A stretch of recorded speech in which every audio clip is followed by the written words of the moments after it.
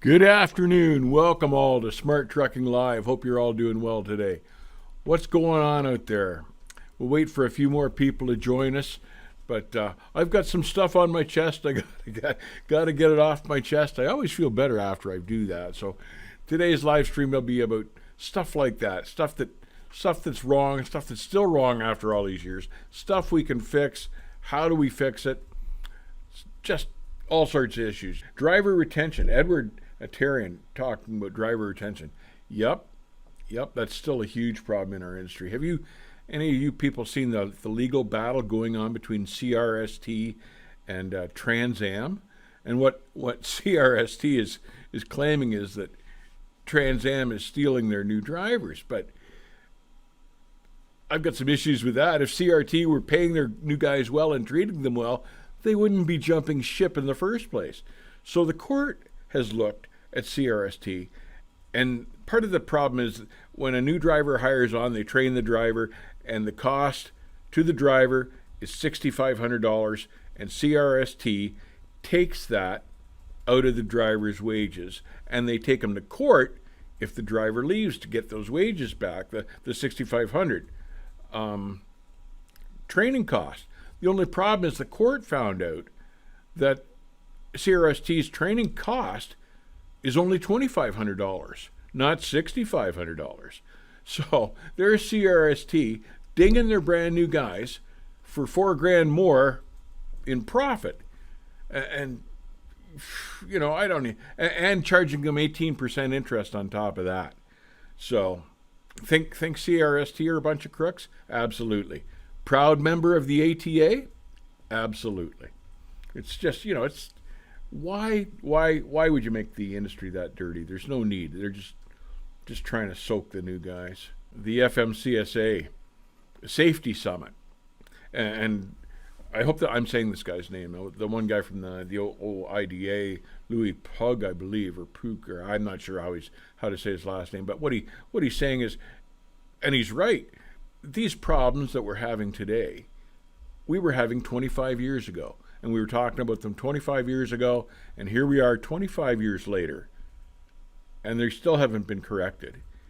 And are we going to come back in another 25 years and find we're still in the same boat? He's a little bit frustrated. I don't blame him. I am too. Look at the parking situation for big trucks. You guys still having trouble finding parking? According to statistics, there's one parking space available for every 10 trucks in the United States. So we passed Jason's Law a few years ago. Seen any changes in the parking since that law was passed? I haven't. It's still hell to find a parking spot in different parts of the country. One of the most stressful parts of any truck driver's day is getting pulled into the weigh station. DriveWise helps eliminate that stress with their pre-clear technology. It works on all major ELDs or as an app on your phone. DriveWise is now offering a 30-day free trial on DriveWise Pre-Clear. Check them out at drivewise.com. What are your thoughts on mirrorless tractors? I think that's crazy.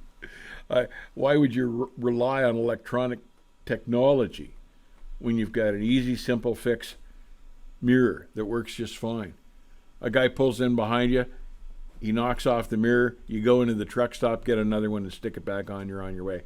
Knock off an electronic camera, imagine how hard that's going to be to change over. Taking the door panel apart and everything like that. I love new technology, but it's got to be idiot proof, and I can't see that as being idiot proof. Yeah, it reduces the imprint on the wind and your slide factor through the wind, but kind of an impractical solution. They're legal though. The FMCSA now has allowed that to become legal to do. Jay Ryder says, can carriers really afford to pay drivers $100K a year?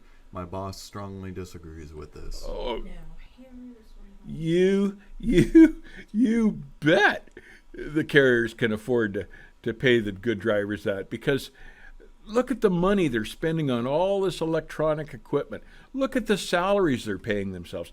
Look at the cost of the equipment that they're buying.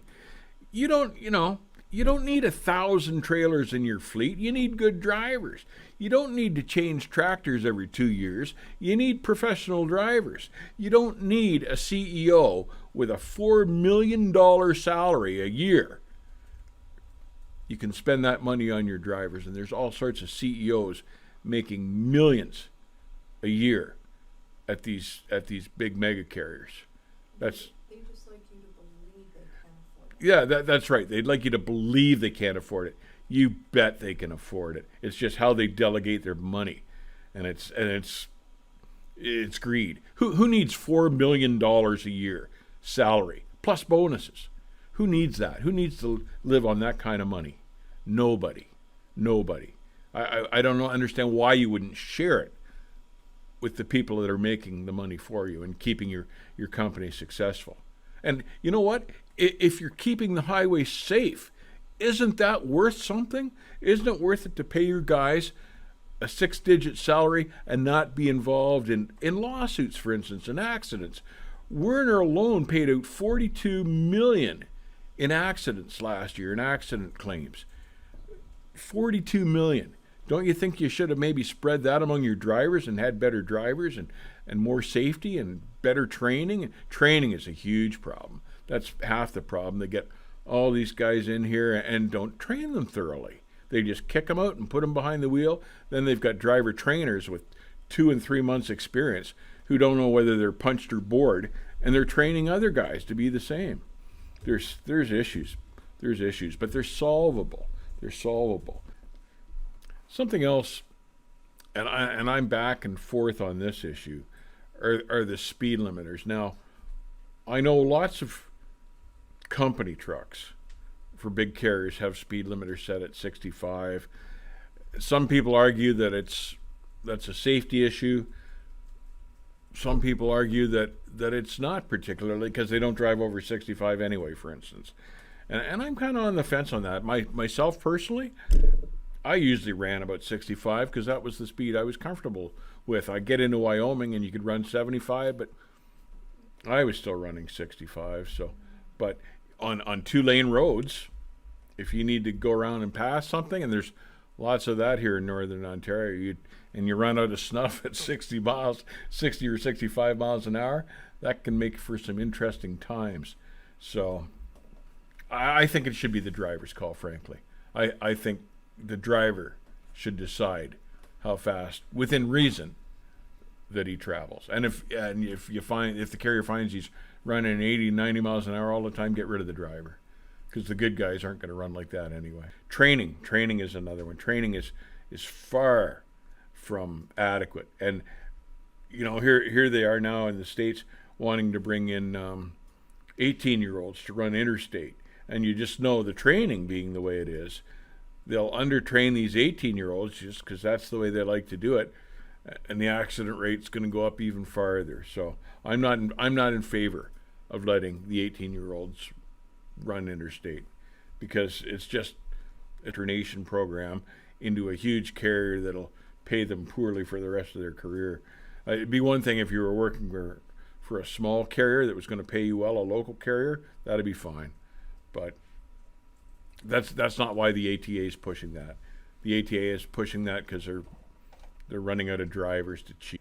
Absolutely, I do. I think it would be a nationwide strike by drivers would change the pay picture. Absolutely, because there's money there, but they need their trucks to move. And when their trucks quit moving, they quit making money.